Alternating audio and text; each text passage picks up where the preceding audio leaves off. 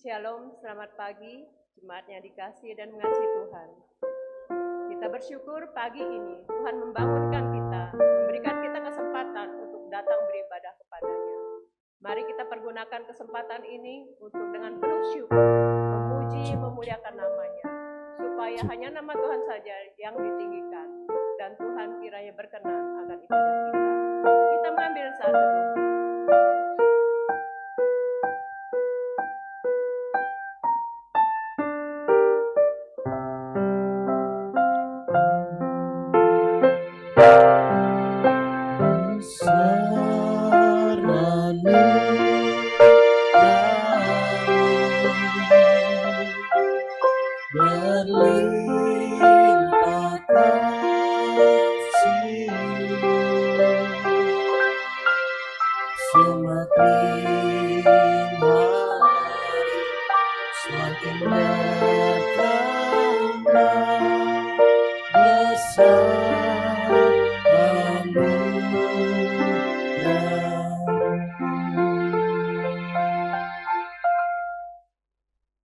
Arahkanlah hatimu kepada Tuhan dan beribadahlah kepada-Nya dengan sikap penyembahan. Sesungguhnya pertolongan kita adalah di dalam nama Tuhan yang menjadikan langit dan bumi, yang tetap setia dan yang tidak pernah meninggalkan perbuatan tangan-Nya. Kasih karunia dari Allah Bapa dan damai sejahtera dari Tuhan Yesus Kristus, penghiburan kekuatan dari Roh Kudus menyertai kita. Amin. Pujian ini mengingatkan kita akan kebaikan dan kesetiaan Tuhan dalam hidup kita. Karena tak berkesudahan kasih setia Tuhan, tak habis-habisnya rahmat-Nya selalu baru tiap pagi. Besar kesetiaan-Mu. Dialah Allah kita, Bapa yang sangat baik, yang melimpahkan kasih-Nya di dalam hidup kita. Bapa, Engkau sungguh baik.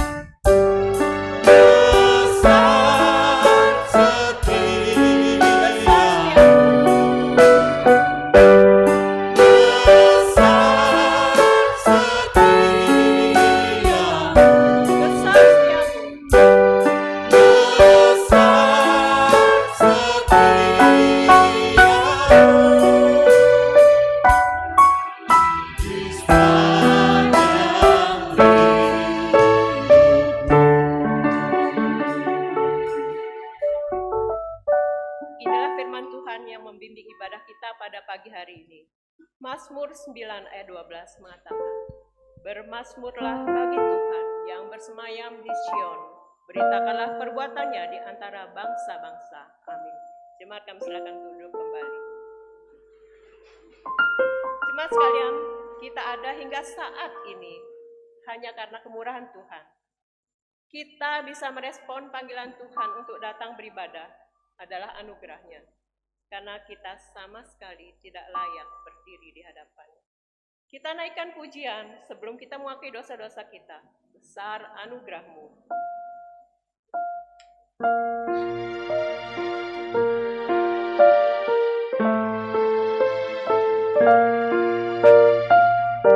Ada sebagaimana ku ada, berdiri menghadap takhta-Mu Bapa.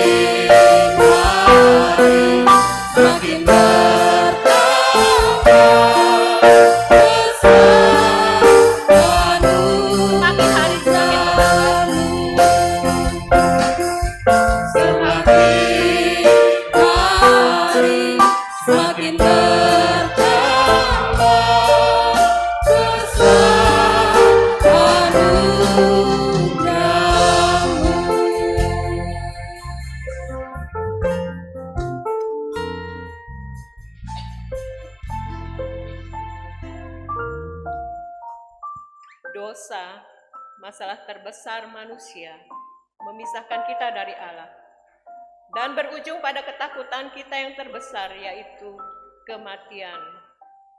Tapi syukur kepada Allah, karena semua itu telah diselesaikan dengan sempurna oleh Tuhan Yesus di atas kayu salib.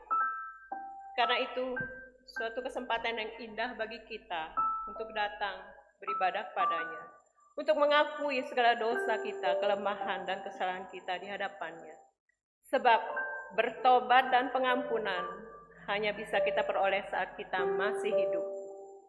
Mari kita terbuka dan jujur di hadapan Tuhan untuk mendapatkan belas kasihan dan pengampunannya. Kita berdoa. Bapa Surgawi, Allah yang maha baik, Allah yang penuh kasih, kami sungguh bersyukur Engkau senantiasa memelihara dan menyertai hidup kami, serta memperkenankan kami untuk datang beribadah kepadamu saat ini. Terima kasih Bapa untuk segala kebaikan dan anugerah-Mu di dalam hidup kami. Namun Bapa, kami juga menyadari bahwa kami orang-orang berdosa yang tidak layak di hadapan-Mu.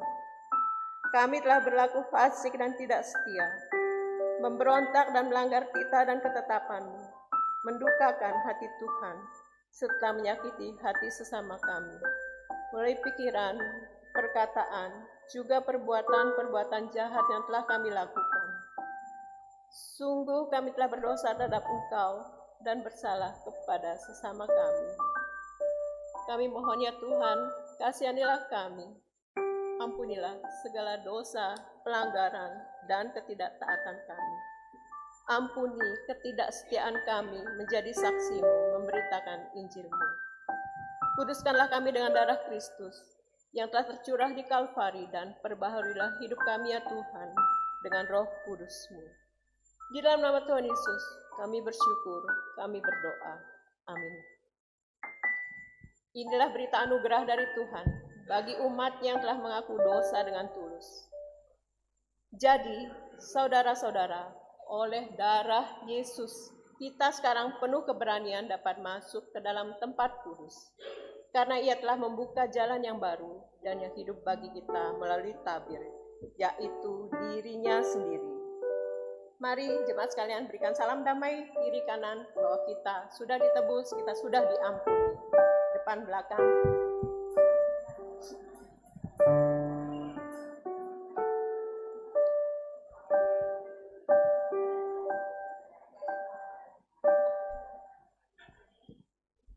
Ya, sebagai orang yang telah mendapat pengampunan, seharusnya kita tersenyum karena kehidupan kekal Tuhan sudah sediakan. Dosa kita sudah diampuni. Karena itu, mari kita perhatikan petunjuk hidup baru kita, menolong kita melangkah di hari-hari ke depan yang Tuhan percayakan kepada kita.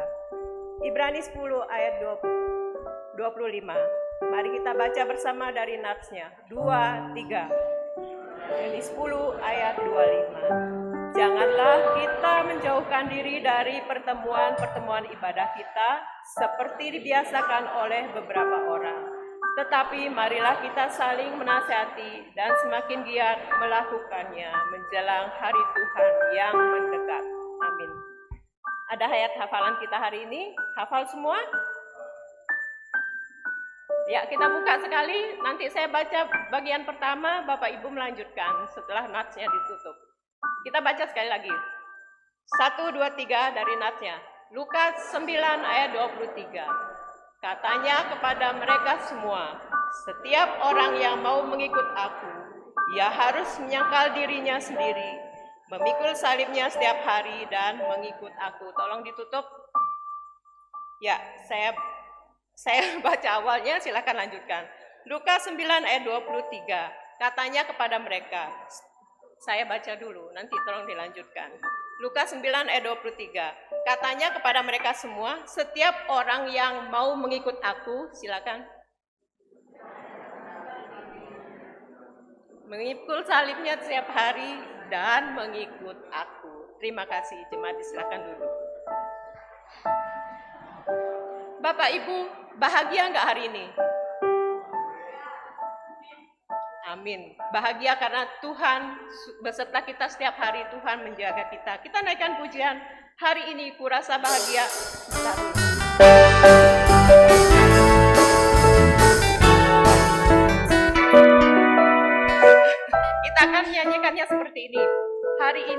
Kurasa Bahagia. Nah, nanti kalau saya tunjuk yang kiri, silakan yang ini yang menyanyikan. Kalau saya yang ini, silakan yang kanan yang menyanyikan. Kalau begini bersama-sama. Oke? Ya, sekarang bersama-sama dulu. Hari ini Kurasa Bahagia.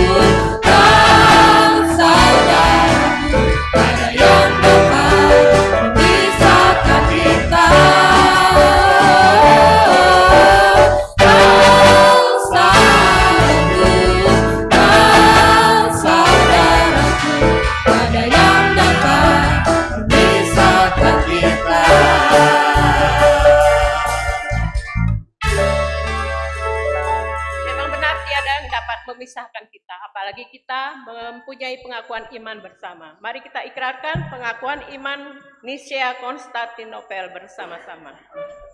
Yang berbunyi demikian. Aku percaya kepada satu Allah, Bapa yang Maha Kuasa, pencipta langit dan bumi, dan segala yang kelihatan dan yang tidak kelihatan, dan kepada satu Tuhan Yesus Kristus, satu-satunya anak Allah yang diperanakan dari Bapa sebelum alam semesta, Allah dari Allah, terang dari terang, Allah yang sejati dari Allah yang sejati, diperanakan bukan dicipta, sehaikatkan dengan Sang Bapa, oleh siapa segala sesuatu dicipta, yang untuk kita manusia dan untuk keselamatan kita telah turun dari surga dan diinkarnasikan oleh Roh Kudus dari anak darah Maria dan dijadikan manusia. Ia telah disalibkan juga bagi kita di bawah pemerintahan Pontius Pilatus. Ia menderita dan dikuburkan, dan pada hari ketiga ia bangkit kembali sesuai dengan kitab suci dan naik ke surga dan duduk sebelah kanan Bapa. Dan ia akan datang kembali dengan kemuliaan untuk menghakimi orang yang hidup dan yang mati, yang kerajaannya tak akan berakhir. Dan aku percaya kepada Roh Kudus, Tuhan dan pemberi kehidupan yang keluar dari Bapa dan Anak, yang bersama-sama dengan Bapa dan Anak, disembah dan dimuliakan, yang telah berfirman dengan perantaraan para nabi. Dan aku percaya dan rasuli. Aku mengakui satu baptisan untuk pengampunan dosa, dan aku menantikan kebangkitan orang mati dan kehidupan di dunia yang akan datang. Amin. Jemaat disilakan untuk duduk kembali. Kita akan mempersiapkan persembahan kita, memberikan yang terbaik bagi Tuhan. Di dalam Kisah Para Rasul 11 ayat 29 mengatakan, lalu murid-murid memutuskan untuk mengumpulkan suatu sumbangan sesuai dengan kemampuan mereka masing-masing dan mengirimkannya kepada saudara-saudara yang diam di Yudea. Kita berikan yang terbaik untuk Tuhan.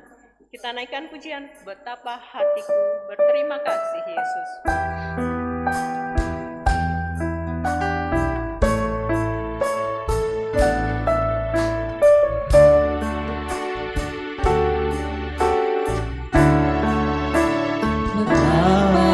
Hatiku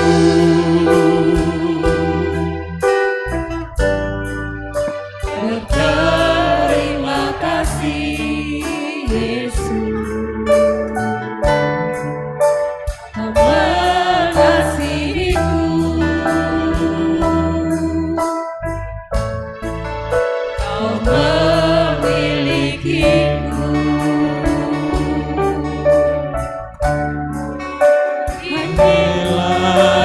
Tuhan, persembahanku, segenap hidupku, jiwa dan ragaku, sebab Kau memiliki harta kekayaan yang cukup berarti untuk persembahkan.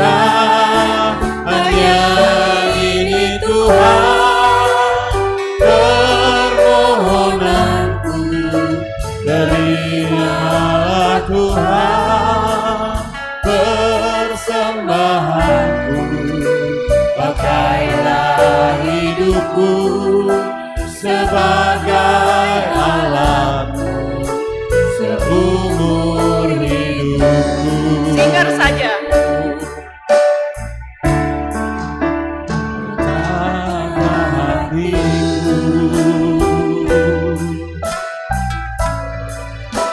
Berterima kasih Yesus,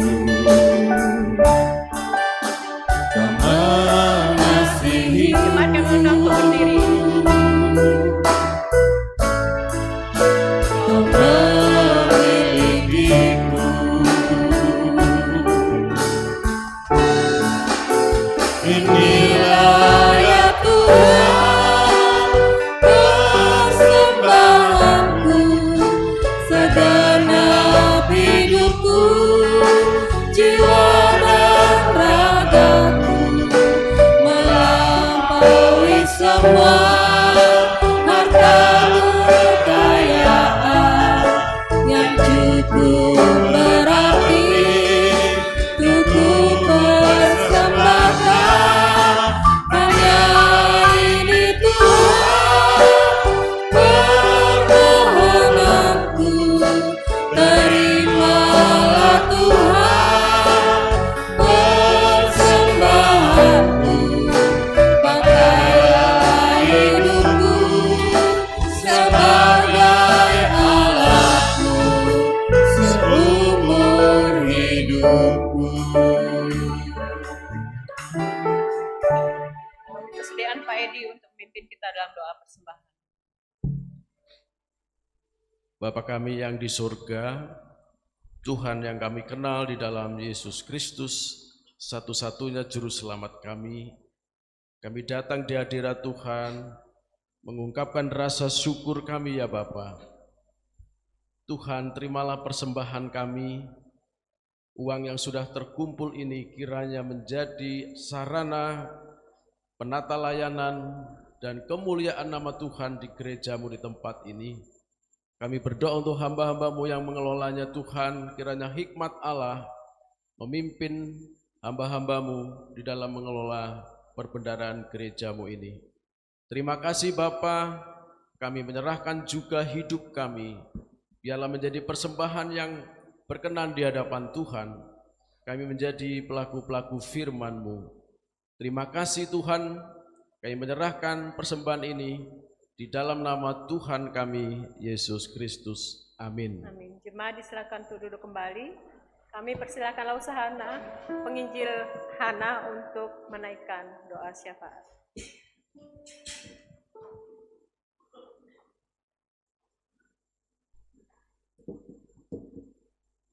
Mari kita bersatu di dalam doa. Bapa di dalam kerajaan surga, Bapa yang kami puji di dalam nama Tuhan Yesus Kristus. Pada pagi hari ini kembali kami bersyukur ya Tuhan, karena Tuhan telah menjaga dan melindungi setiap kami sepanjang minggu ini, sehingga pada pagi hari ini kami boleh berkumpul bersama-sama, semua karena anugerah-Mu ya Tuhan. Pada pagi hari ini kami mau bersyukur bersama-sama ya Tuhan, untuk keluarga yang telah Tuhan anugerahkan kepada kami. Kami bersyukur untuk orang tua, untuk saudara, untuk keluarga besar, untuk saudara-saudara yang telah Tuhan tetapkan ada di kehidupan kami ya Tuhan. Kiranya Tuhan menolong supaya kehadiran kami di tengah-tengah keluarga pun boleh menjadi garam dan terang, kami boleh menjadi berkat, kami boleh menjadi pembawa kebenaran di tengah-tengah keluarga kami. Kami mau berdoa ya Tuhan, kiranya ketika keluarga kami menghadapi pergumulan atau masalah, kiranya Tuhan menolong supaya kami boleh menghadapi itu dengan baik, dengan bersandar hanya kepada kekuatan-Mu saja ya Tuhan. Pada saat ini kami juga menyerahkan untuk keluarga-keluarga kami yang belum mengenal Tuhan, yang belum percaya Tuhan. Kami berdoa, kami memohon belas kasihan-Mu ya Tuhan. Kiranya Tuhan juga boleh menolong mereka. Tuhan boleh pakai kami untuk boleh menceritakan tentang kasih Tuhan, untuk boleh menceritakan tentang Injil itu kepada mereka. Pada saat ini kami juga menyerahkan ya Tuhan untuk kondisi ekonomi di Nusa Tenggara Barat. Kiranya Tuhan memberkati supaya kondisi ekonomi di kota ini juga boleh merata, baik itu dari kota sampai ke daerah-daerah. Kiranya kebutuhan hidup segenap masyarakat boleh tercukupi dengan baik hari lepas hari. Kami juga menyerahkan ya Tuhan untuk pelayanan misi yang ada di dunia. Kiranya Tuhan menolong untuk setiap misionaris, untuk setiap hamba-hamba Tuhan misi yang melayani di daerah-daerah terpencil. Kiranya Tuhan menolong mereka, bahkan mereka yang melayani di daerah-daerah yang sulit, tetap kami serahkan ke dalam tangan-Mu ya Bapa. Kiranya Tuhan menjaga, melindungi mereka, mencukupkan kebutuhan hidup mereka. Dan kami berdoa kiranya benih Injil yang telah ditabur itu boleh terus bertumbuh di hati setiap orang yang telah mendengarkan ya Tuhan. Dan kiranya setiap kami sebagai orang percaya, Tuhan panggil kami untuk boleh memberitakan Injil, menjadi pembawa misi Tuhan itu kepada orang-orang yang ada di sekeliling kami ya Tuhan. Kami juga mengingat saudara-saudara kami yang pagi hari ini tidak bisa hadir karena dalam keadaan lemah tubuh. Kami berdoa kiranya Tuhan juga memulihkan mereka, menolong mereka sehingga di minggu-minggu selanjutnya mereka juga boleh bersekutu bersama-sama dengan kami. Inilah doa dan permohonan kami di dalam nama Tuhan Yesus Kristus. Kami berdoa dan bersyukur. Haleluya. Amin. Terima kasih. Lausahana. Mari kita persiapkan hati kita mendengarkan firman Tuhan. Kita naikkan pujian, Bapa lembutkanlah hatiku, tapi kita mulai dari refnya dulu. Terima kasih Yesusku.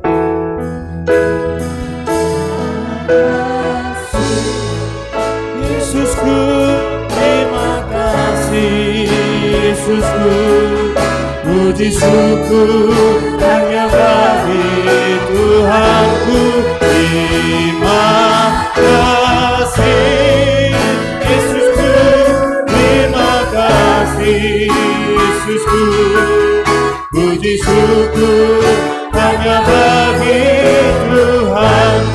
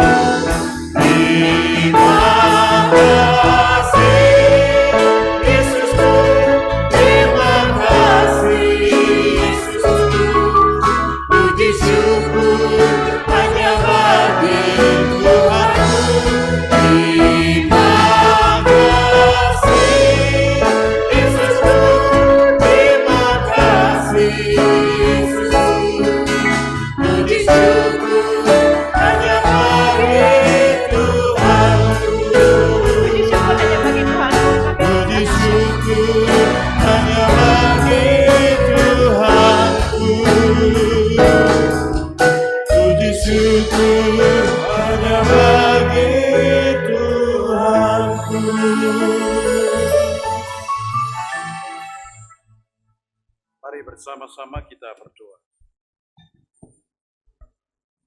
Kami sungguh bersyukur pagi hari ini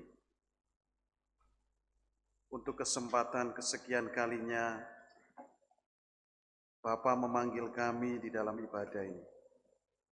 Bahkan lebih bersyukur kalau kami diberikan kesempatan untuk telinga, fisik, dan hati kami mendengar sabda-Mu yang kudus itu. Kiranya Tuhan sendiri yang akan berfirman, kemuliaan Tuhan yang akan hadir di dalam ruangan ini dan ruangan hati kami, sehingga kami siap menjadi seorang murid yang diubah oleh firman Tuhan. Dalam nama Tuhan Yesus kami berdoa untuk pemberitaan firman Tuhan ini. Amin. Shalom jemaat yang dikasihi oleh Tuhan. Mari bersama-sama kita membuka firman Tuhan yang pagi hari ini kita akan renungkan dari kitab Kisah Para Rasul pasal 2 ayat 41 sampai 47. Kitab Kisah Para Rasul pasal 2 ayat 41 sampai 47. Kita membaca bergantian, saya ayat pertama 41, jemaat ayat 42. Cara hidup jemaat yang pertama. Orang-orang yang menerima perkataannya itu memberi diri dibaptis, dan pada hari itu jumlah mereka bertambah kira-kira 3.000 jiwa.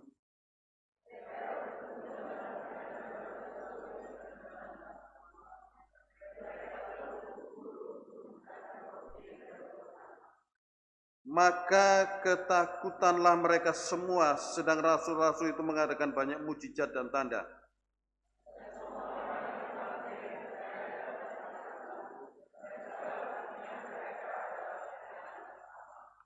Dan selalu ada dari mereka yang menjual harta miliknya, lalu membagi-bagikannya kepada semua orang sesuai dengan keperluan masing-masing.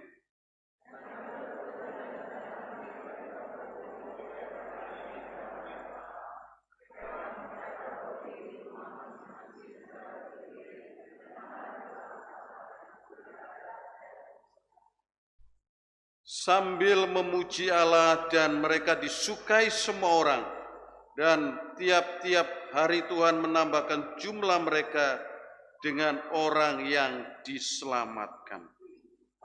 Tentunya kita sudah familiar sekali dengan latar belakang bagian firman Tuhan ini. Kita tahu bahwa gereja mula-mula adalah gereja yang pertumbuhannya itu boleh dikatakan cepat sekali. Dari beberapa orang, kemudian mereka bertumbuh, sampai kalau dalam bagian ini kita lihat sudah mencapai 3.000 orang lebih tentunya. Dan tentunya kehidupan gereja kita juga ingin bertumbuh. Bertumbuh baik secara kualitas maupun kuantitas. Namun yang perlu kita renungkan ketika kita memikirkan gereja kita ini harus bertumbuh. Yang pertama yang kita perlu renungkan adalah bagaimana supaya bertumbuh. Caranya itu bagaimana?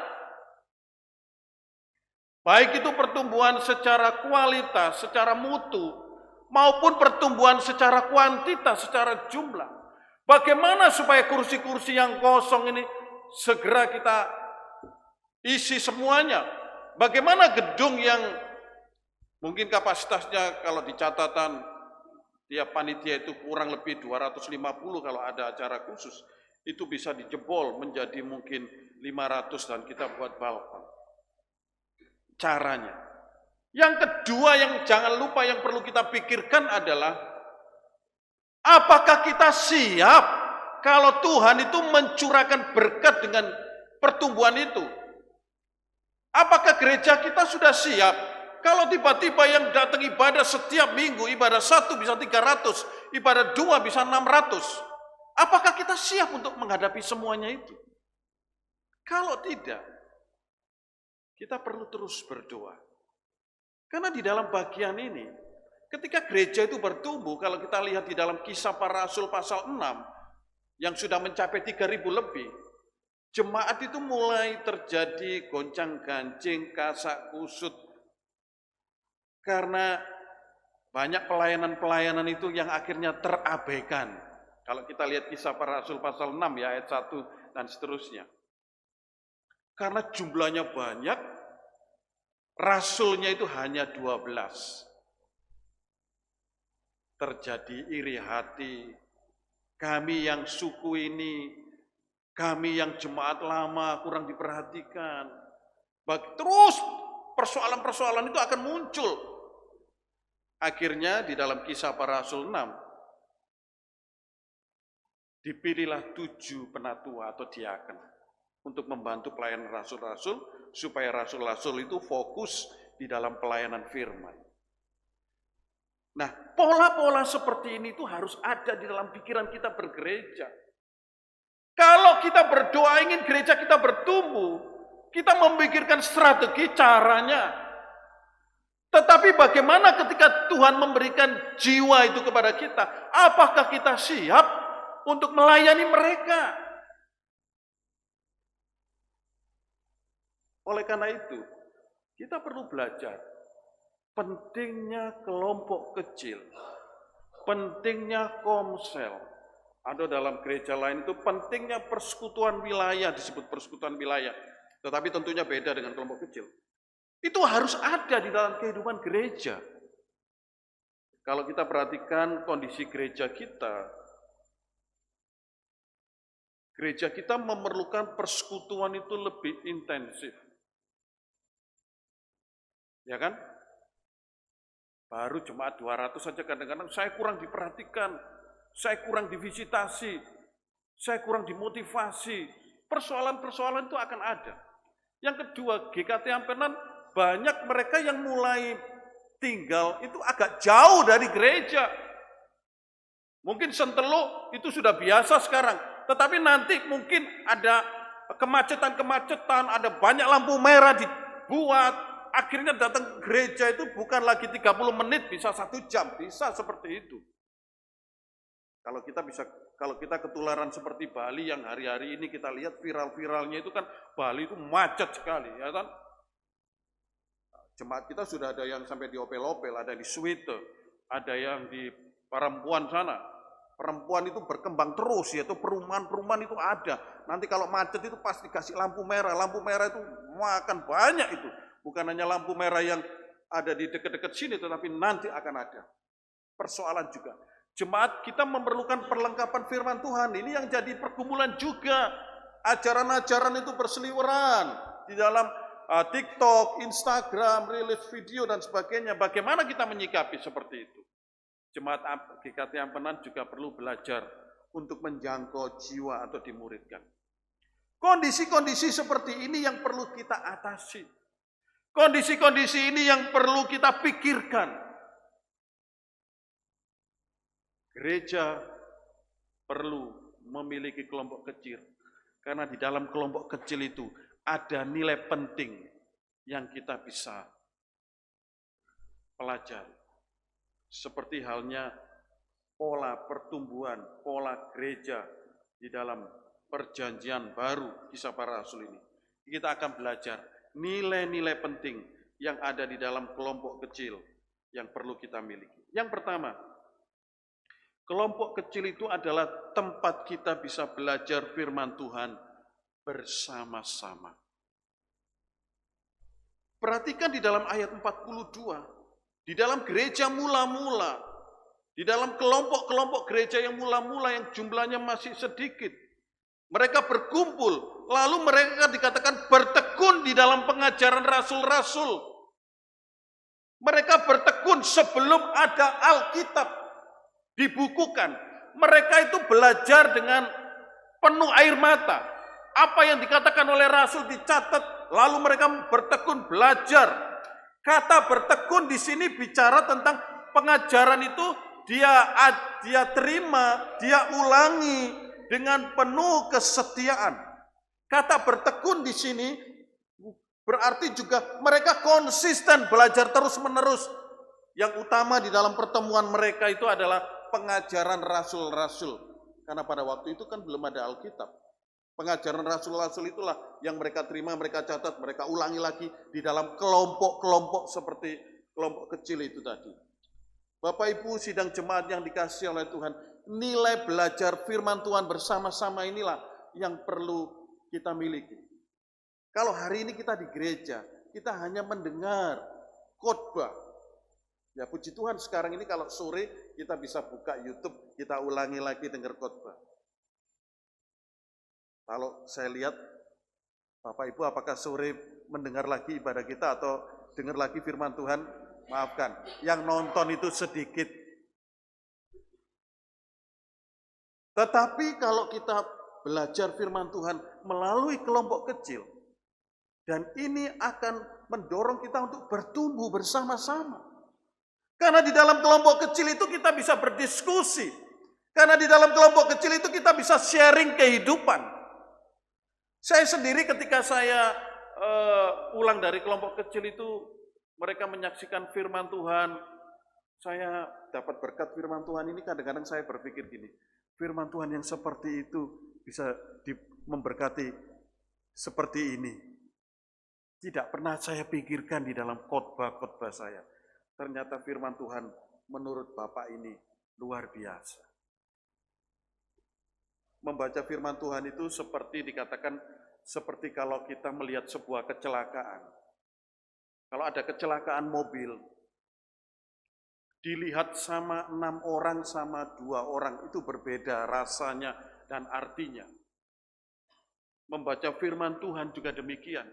Ketika kita merenungkan firman Tuhan bersama-sama, di situ ada gairah. Di situ ada kebenaran-kebenaran firman Tuhan yang menyentuh orang itu dengan cara-cara yang berbeda. Disitulah kekayaan ketika kita berkelompok kecil atau berkomsel. Disitulah ketika kita pulang dari kelompok kecil itu kita merasa, wah luar biasa. Ibu tadi diberkati oleh firman Tuhan ini. Inilah berkat ketika kita belajar firman Tuhan. Nilai ini yang harus ada. Dan ini yang membuat kuat. Inilah yang membuat gereja itu terus bertumbuh. Kelompok kecil itu juga boleh dikatakan kalau kita membaca firman Tuhan bersama-sama, menghindari keengganan untuk membaca firman Tuhan. Kalau kita mau jujur, sampai hari ini siapa yang rutin membaca firman Tuhan? Berbeda rasanya kalau kita punya satu kelompok, saling mengingatkan, kamu bacamu sudah selesai apa belum? Kamu bacamu mulai bolong-bolong ya? Kita mulai langsung tek.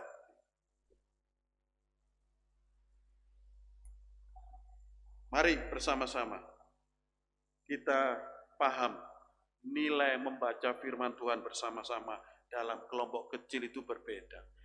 Nilai belajar bersama dalam kelompok kecil itu berbeda. Kelompok kecil yang isinya belajar firman Tuhan itu sebenarnya bukan cerita baru. Di dalam sejarah gereja, bukan Bapak gereja lah, kesaksian John Wesley yang dari Inggris itu juga di dalam pelayanannya juga dia merasa bahwa gereja itu tidak cukup dengan khotbah. Gereja itu perlu membentuk kelas-kelas, kelompok-kelompok. Dan disitulah mulai pelayanan-pelayanan pembacaan firman Tuhan atau merenungkan firman Tuhan di dalam kelompok. Mungkin John Wesley terilhami dari gereja mula-mula. Umat perlu bertumbuh di dalam kelompok-kelompok yang dia disebut dengan kelas-kelas. Di dalam kehidupan gereja hari ini ada yang seperti itu. Ya, ada gereja yang membuat kelas-kelas seperti itu. Bagaimana dengan hidup kita hari ini? Pentingnya kelompok kecil dalam gereja, karena di dalam kelompok kecil itu ada nilai ketika kita mempelajari firman Tuhan bersama-sama. Yang kedua, kelompok kecil itu adalah tempat berlatih cara mengasihi. Kelompok kecil itu adalah tempat cara kita berlatih mengasihi.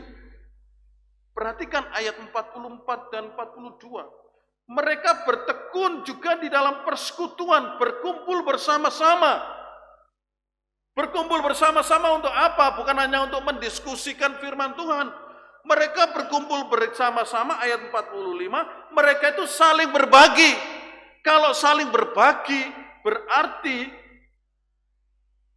mereka ada keterbukaan.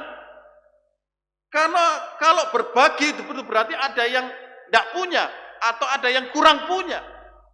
Mereka yang punya memberi. Memberi di sini bukan dikatakan memberi tanpa pamrih. Mereka menolong mereka yang lemah. Ini cara mengasihi. Kalau kita datang beribadah seperti ini, kita nggak ngerti kebutuhan si A, si B, si C, kan nggak tahu. Tetapi kalau di dalam kelompok kecil, mungkin ada orang ngomong, minggu ini saya harus begini. Hari ini saya mengalami kesulitan ini. Lalu kita ngomong, ayo kita tolong dia. Mari kita bantu dia. Mari kita kasih dia. Disinilah ada yang disebut dengan transformasi kehidupan Yesus yang penuh kasih itu mengalir dalam hidup umat Tuhan. Ada nilai mengasihi dalam kelompok kecil. Coba diklikkan. Ada nilai mengasihi. Yaitu penerima merasa kebutuhannya terpenuhi. Pemberi bertumbuh secara rohani sebab ia tidak lagi fokus pada dirinya sendiri. Krisis hari ini adalah krisis di mana orang itu menyebut lulu, gua. Kalau itu terjadi dalam kehidupan gereja, berarti gereja itu sedang sakit. Gereja yang sehat adalah gereja yang belajar untuk memberi. Gereja yang sehat adalah kalau saat ini aku waktunya menerima. Boleh aku waktunya menerima. Tetapi aku harus maju terus. Karena firman Tuhan mengatakan lebih berbahagia memberi daripada menerima. Kalau semuanya punya motivasi memberi, semuanya akan beres. Tetapi kalau semuanya itu punya mental menerima, akan kekurangan terus gereja ini. Kelompok kecil ada nilai, yaitu kita belajar cara mengasihi. Kalau aku hari ini, mungkin aku hanya bisa memberi pohon goreng. Aku akan bawa pohon goreng itu di kelompok kecil yang jumlahnya 12 orang. Kalau hari ini aku mampu mengajak orang itu makan di Gading Kuning. Di mana? Bu, Gading Kuning. Apa? Wah, aku akan bahas. Jadi, kita belajar memberi. Sehingga tidak ada orang punya mental. Ingat ya, kelompok kecil kita ini saya hitung ini sudah masuk tahun ke 9. 2015 sampai 2025 ya. 2016. Jadi saya harus, kenapa saya khotbah tentang kelompok kecil? Karena saya rindu. Ketika ada orang datang ke GKT Ampenan, ketika kita ditanya, bagaimana pemuritannya, bagaimana komselnya, kita dengan berani ngomong, kami masih berjalan dan kami terus berjalan. Karena apa? Nilai kebersamaan, cara mengasihi ini harus ada. Kadang-kadang di dalam kelompok itu ada orang yang memang bisa hidup bersama-sama, tetapi dia belum sampai tahap memberi. Saya pernah diceritain ya, ada satu teman ngomong gini, dulu kita sering selesai ibadah itu makan bersama, lalu ada orang baru masuk gitu ya. Pertama dia ditraktir, kedua dia ikut ditraktir, ketiga ikut ditraktir, lalu yang teman yang lama ini ngomong begini, orang ini kok mintanya ditraktir terus. Kalau dia ngomong, Dengan berani dia ngomong, kalau kamu masuk kelompok kami, sekali-sekali kamu juga harus traktir. Karena kita ini ingin saling berbagi. Oh gitu ya. Akhirnya orang ini pun, mungkin urutan ke-11 dia ya, baru dia mau traktir. Tahapan-tahapan seperti ini harus ada. Awal-awal memang kita ini butuh dikasihi, butuh diberi. Tetapi suatu ketika kita harus belajar. Aku mau memberi di tengah-tengah keterbatasanku. Di dalam Alkitab jelas sekali janda miskin yang boleh dikatakan sangat miskin. Seorang janda itu dipuji oleh Tuhan karena apa? Dia belajar memberi. Di dalam kelompok kecil, nilai untuk mengasihi, cara mengasihi itu juga harus ada. Kalau tidak ada kehidupan transformasi kehidupan Kristus, yaitu memberi, maka boleh dikatakan kita akan terus mengalami pergumulan-pergumulan membangun kelompok kecil itu terus bertumbuh. Kelompok kecil adalah seperti laboratorium untuk kita belajar melakukan segala sesuatu yang akan dinilai oleh orang dunia sana. Oleh karena itu di dalam kelompok kecil itu penting untuk memberi. Kalau rujaan misalnya kita tidak punya mangga, kita bisa bawa lombok aja tidak apa-apa. Saya bawa lomboknya, kamu bawa gulanya, kamu bawa apa? Kalau ini terjadi, disinilah kelompok kecil itu berhasil, yaitu mereka belajar cara mengasihi. Membawa lombok hanya untuk 20 orang, maksud sih berat ya kan?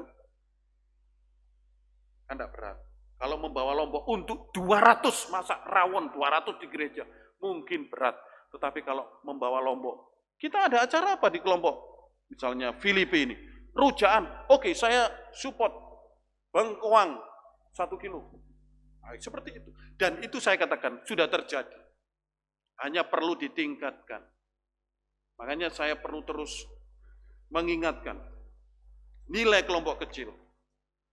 Apalagi bulan Februari kita akan mengadakan pertemuan perdana. Tentunya ada pembaharuan. Yang ketiga, nilai apa lagi yang ada di dalam kelompok kecil? Yaitu nilai saling mendoakan, tempat saling mendoakan. Perhatikan ayat 42, mereka bertekun di dalam pengajaran dan di dalam doa. Kondisi saat itu kondisi terjepit sebagai orang Kristen. Secara politis, orang Kristen pada zaman itu menghadapi ancaman karena mereka percaya kepada Tuhan Yesus. Mereka mengikuti Yesus. Mereka diancam oleh tentara-tentara Romawi. Mereka perlu berdoa, Tuhan, aku mau ikut Tuhan atau aku mati.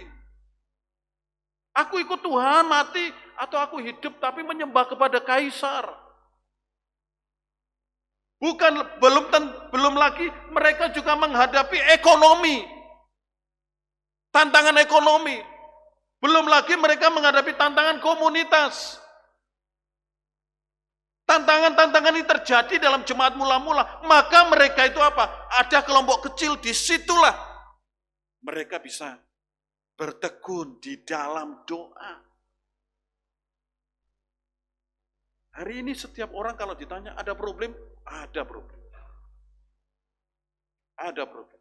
Yang punya uang banyak, memikirkan. Yang tidak punya uang, memikirkan. Semua orang punya persoalan. Lalu bagaimana kita mengatasi persoalan itu? Kita sebagai anak Tuhan tentu harus berdoa. Tempat yang paling baik itu sebenarnya berdoa bersama itu adalah di dalam kelompok kecil atau komsel kita. Disitulah tempat yang paling baik. Saya mencatat setidaknya ada 3 nilai doa dalam kelompok kecil. Di dalam kelompok kecil adalah tempat di mana kita berbagi keraguan kita dengan aman. Dengan aman. Oleh karena itu, kalau ada orang berbagi keraguan, perlu didoakan, jangan malah kita ini menghakimi. Memang orangnya seperti itu. Kita ngerasani di belakang. Kita tadi sudah ada orang berbagi keraguan, lalu kita omong-omong, jangan. Justru dalam kelompok kecil itulah kita berbagi, aku ragu-ragu ya, bagaimana begini-begini. Ya kita berdoa. Yang kedua, nilainya kelompok kecil ketika kita berdoa bersama adalah membicarakan masalah itu dengan nyaman. Ada keluarga di sana. Ada keterbukaan. Yang lalu saya berikan contoh. Kalau ada orang menghadapi masalah, dia terus terang di dalam kelompok kecil minta didoakan. Sebaiknya koordinator kelompok kecil itu tanya, boleh saya tahu sejauh mana persoalanmu? Surat-suratmu kok belum beres? Apa yang perlu kita bantu? Kita ada sarjana hukum. Kita ada yang bekerja begini-begini, nanti kita bisa bantu. Seperti itulah harusnya ada. Kelompok kecil menjadi tempat kita menangis bersama-sama. Memang kalau ada orang menangis, siapkan tisu ya, siapkan tisu. Siapkan tisu dulu. Tidak apa-apa, itu guyonan. Tetapi kalau ada orang menangis dalam kelompok kecil, biarkan dia menangis. Karena dia sedang berseru, mencurahkan isi hatinya. Ada orang memang tidak biasa menangis. Ada orang yang memang sedikit-sedikit nangis, sedikit-sedikit terharu. Tidak apa-apa. Itulah dinamika kelompok kecil. Dan kita sebagai anak Tuhan harus saling menguatkan. Hanya acara seperti itu aja nangis. Saksi gitu aja nangis. Biarkan dia menangis. Curahkan isi hati. Curahkan air matanya. Di dalam kelompok kecil itulah tempat kita saling mendoakan. Oleh karena itu kalau ada jemaat yang sakit, yang saya bisa didoakan cukup di kelompok kecil, saya share di kelompok kecil itu. Bisa didoakan secara massal GKT Ampunan bersama-sama, saya share bersama-sama. Tergantung permintaan adminnya ini ya. Jadi Bapak Ibu, pentingnya kita hidup saling mendoakan. Mendoakan itu akan memberikan kekuatan. Kalau orang tidak didoakan, pasti dia lari ke cara-cara yang masing-masing. Dia bisa lari ke tempat-tempat yang tidak benar. Oleh karena itu sebenarnya pemuritan kelompok kecil ini kan bukan hanya untuk umum saja, tetapi untuk pemuda, untuk remaja, bahkan mungkin untuk anak-anak. Jadi bagian kita ini adalah bagian yang harus melakukan evaluasi di dalam kehidupan gereja kita. Catatan yang saya buat selama 2004, rata-rata yang hadir di dalam kelompok kecil itu 90 orang. Kurang sedikit lah, 89 kalau saya hitung secara rata-rata. Itu berarti kalau kita lihat dari jumlah jemaat yang hadir, itu masih separuh. Kalau yang hadir 180 rata-rata, itu berarti separuh. Kalau di total dengan jumlah jemaat kurang lebih 250, berarti 90 ke 250, Bapak Ibu bisa hitung, masih jauh. Maka saya mengajak kita, kelompok kecil ini penting. Kalau kita memikirkan diri kita, itu tidak penting. Tetapi kalau kita belajar, saya ini harus mengalami transformasi sebagai murid Kristus.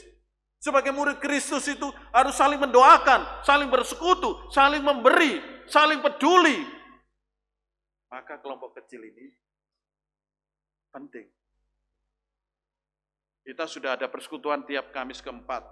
Kita sudah ada vokal bersama. Ya, kita ada makan bersama, saya lihat. Ada kunjungan bersama kalau kelompok kecil ada yang sakit. Ada yang saling membantu, ada yang rekreasi bersama, ada yang syukuran itu dilakukan oleh kelompok kecil itu. Itu luar biasa. Itu luar biasa. Biarkan kelompok kecil itu akhirnya mereka itu menjadi kelompok di mana ada kesehatian di situ bertumbuh. Kalau kelompok yang lain melihat ada kelompok yang seperti itu, wah kelompok itu kok bisa jalan-jalan ke Taiwan bersama-sama ya. Kita tidak perlu iri. Oh kelompok kecil itu kok bisa makan di Lombok Plaza ya. Ada yang ulang tahun. Makan diundang makan Lombok Plaza dan hanya kelompok itu. Kita tidak perlu iri. Biarkan dia bertumbuh. Kelompok saya ya terus.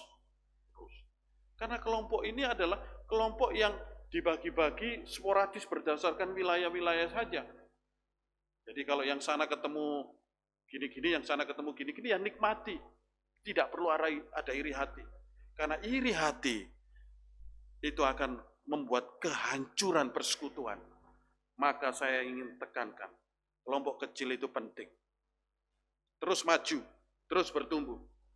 Dan kita sambut pertemuan perdana di bulan Februari. Mari kita berdoa.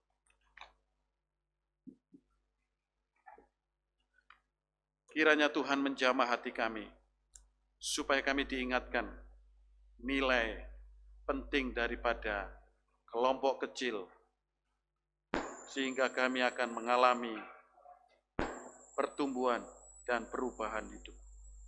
Terima kasih Bapa di surga, berkati hidup kami masing-masing. Dalam nama Tuhan Yesus, kami berdoa. Terima kasih untuk firman Tuhan yang telah disampaikan. Kami mengundang jemaat sekalian untuk berdiri. Dengan penuh syukur kita akan mengembalikan segala puji, hormat, dan kemuliaan hanya bagi Tuhan. Kita naikkan doksologi, dan doksologi kali ini agak berbeda. Doksologi versi Mandarin sudah di-sharekan oleh Pak Pendeta di grup. Saya harap kita bisa menaikkannya dengan penuh hikmat, dengan penuh syukur untuk kemuliaan Tuhan. Doa berkat akan disampaikan oleh Pendeta Santoyo.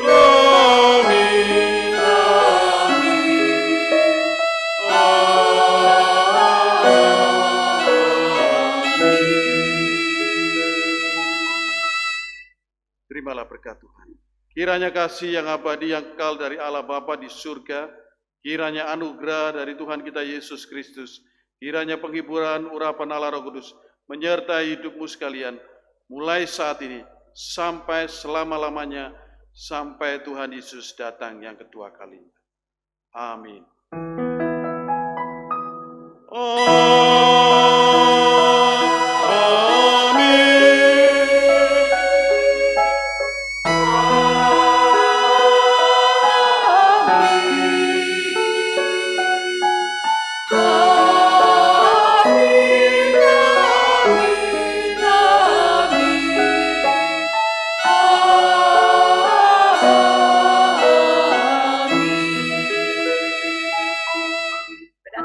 Jemaat silakan untuk duduk kembali. Silakan mengambil saat teduh. Selamat hari Minggu, Tuhan Yesus memberkati.